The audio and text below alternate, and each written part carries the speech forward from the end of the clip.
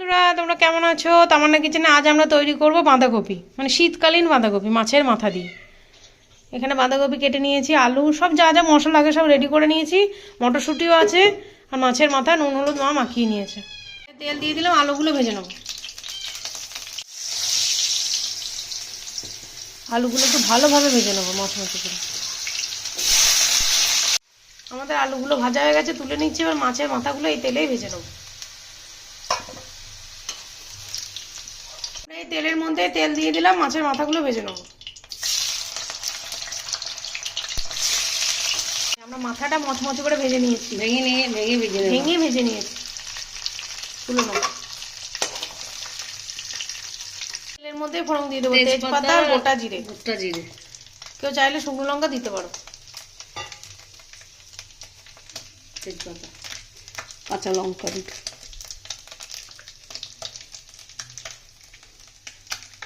দুটো কাঁচা লঙ্কাও দিয়ে দিলাম, পেঁয়াজ। আমরা মাছ দেবো তো তাই পেঁয়াজ দিই। নিরামিষে তো রাঁধতে পারো, শুকনো লঙ্কা জিরে তেজপাতা ফোড়ন দিই। পেঁয়াজটা একটু ভাজা ভাজা করে নেব। নুন দিয়ে দেবো পেঁয়াজটা নরম হওয়ার জন্য।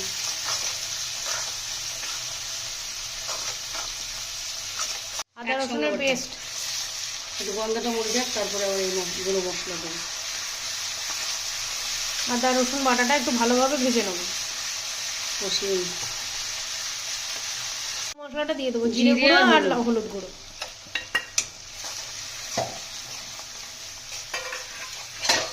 মশলাটা ভালো করে কষিয়ে নেব। আমাদের মশলা থেকে তেল ছেড়ে গেছে, আমরা টমেটো দিয়ে দেবো একটু। হাফ টমেটো এখন দিলাম, হাফ টমেটো একটু পরে দেবো। কপিগুলো দিয়ে দেবো।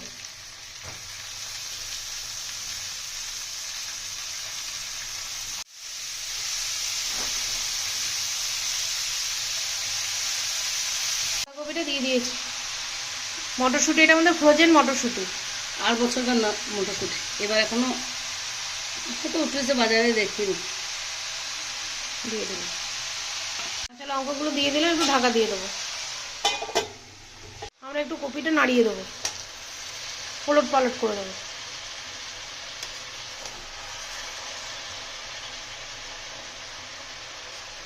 কপিটা যখন 80% সিদ্ধ হয়ে যাবে, তখন বাকি টমেটোটা, ধনেপাতা, মাছের মাথা এগুলো দিয়ে দেবো। ভাজা আলুগুলো দিয়ে দেবো, ঢাকা দিয়ে দেবো। আমরা বাঁধাকপিটা একটু নেড়ে দেবো।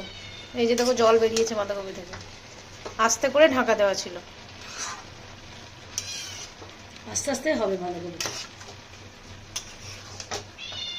মাছের মাথাগুলো দিয়ে দেবো। মাছের মাথাগুলো দিয়ে দিলাম।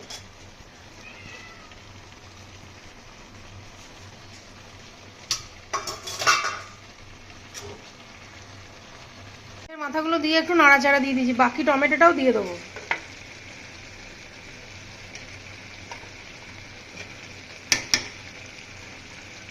একটু ঢাকা দিয়ে দেবো।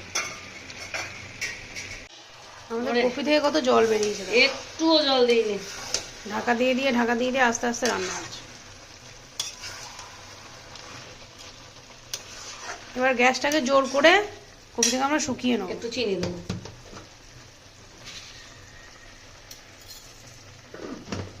ধনে পাতাটা দিয়ে দেবো, দিয়ে একটু নেড়ে বন্ধ করবো। ধনে পাতাটা দিয়ে দিচ্ছি।